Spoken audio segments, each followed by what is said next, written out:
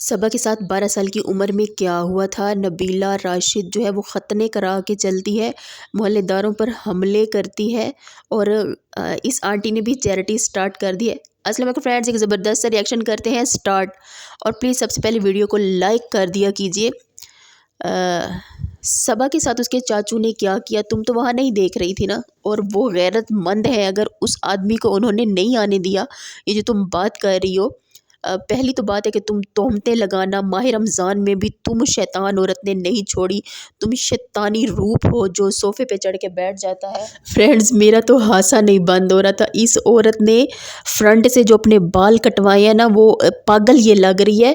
और बिल्कुल अमीना ने, जो अल्ताफ़ भाई की बहन है ना अमीना, उसने भी कुछ अर्सा पहले मैंने उसकी वीडियो में देखा था। वो तो बेचारी मासूम भोली भाली है, उसने अपनी ऐसे हेयर कट की थी और इसने सेम अमीना को कॉपी करते हुए इसने ना अपना हेयर कट किया हुआ है। अब उसको ये दुपट्टे में छुपा रही होती है और बहुत अजीब लग रही है। मैंने इसकी पिक्चर थंबनेल पे लगाई है, आप लोग देख लीजिएगा। ये कोई अजीबोगरीब औरत है। और अब इस आंटी ने ना चैरिटी का काम भी शुरू कर दिए। उस दिन ये एक डिसेबल बच्ची के घर गई है, वहाँ इसने वीडियो बनाई है। तो वो बच्ची जो है माशाल्लाह सारे रोज़े भी रखती है और समझदार है। उसको इसने सिखाया है ईद के कपड़ों का, हाँ हाँ मिल जाएंगे। इसका सारा भांडा इसके ओन मोहम्मद ने फोड़ दिया कि मम्मा उसको पैसे तो दो। इसने कहा मैंने तो दे दिए। और भला बीबी, तू एक प्लेट में 4 पकोड़े रख के भी अगर पड़ोसियों को देती है ना, और घर मोहल्ले के किसी बच्चे को एक रोटी भी देती, तो तू उसकी वीडियो बनाती है। और ये कैसे हो सकता है कि तूने जो है उस डिसेबल बच्ची को पैसे दिए और उसकी वीडियो ना बनाई हो। हाँ, फेनिया मेनिया तू उसके लिए लेके गई होगी।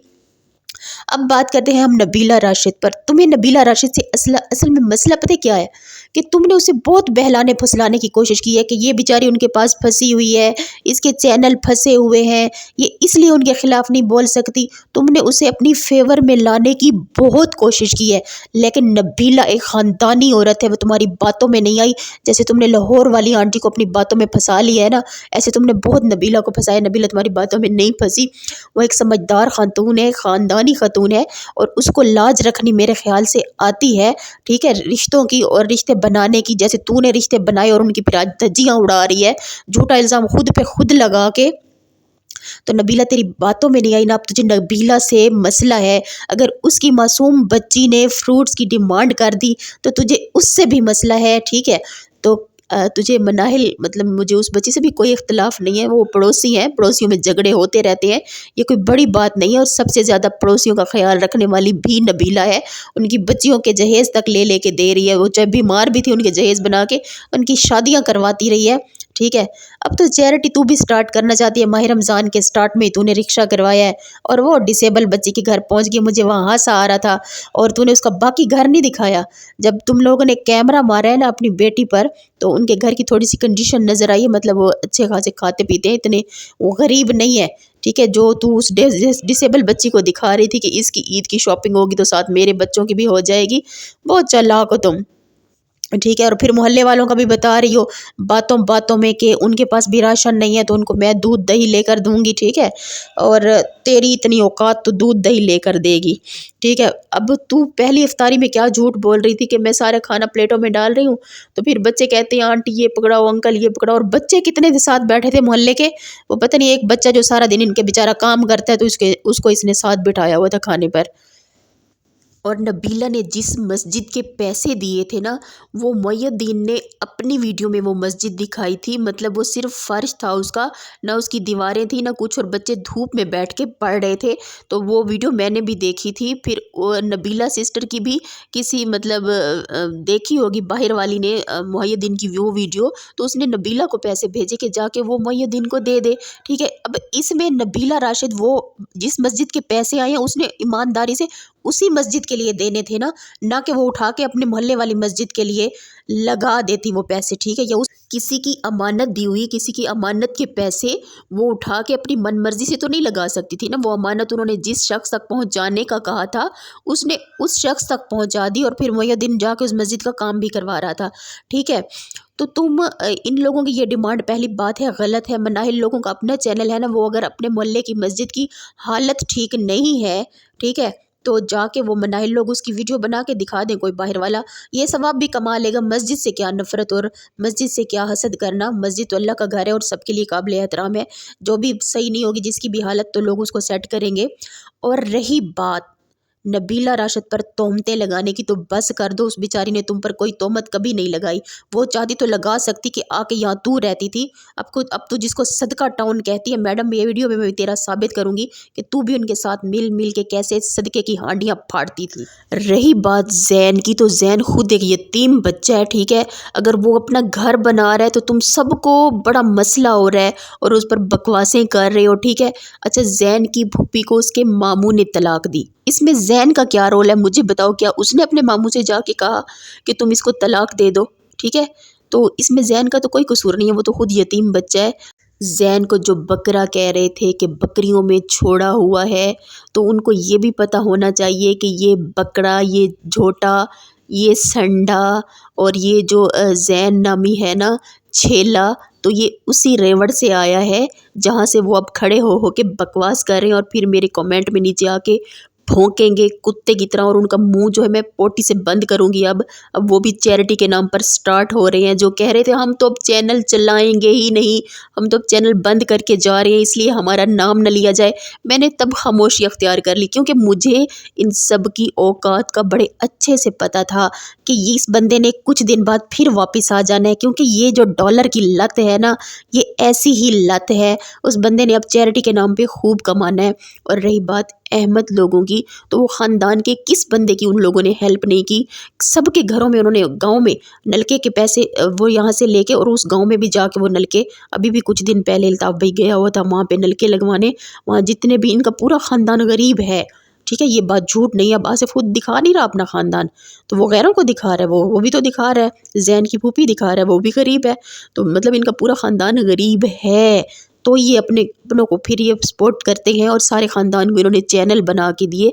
अहमद चाहता तो किसी को भी प्रमोट ना करता, किसी को भी परमिशन ना देता अपने ख़ानदान के बंदे को कि वो थंबनेल पर हमारी तस्वीर लगाकर हमारा नाम लेकर खुद को वायरल करे। आज सारे ये इस खाने काबिल हुए हैं और ये कुत्ते फिर उन्हीं को भौंकना स्टार्ट हो गए हैं, जो उनके घरों में जा जा के रह के औरतें शॉर्ट आउट लेती रही हैं और उन्हीं की वजह से थोड़ी बहुत उनका नाम बना है, लोग उनको उनकी पहचान बनी है।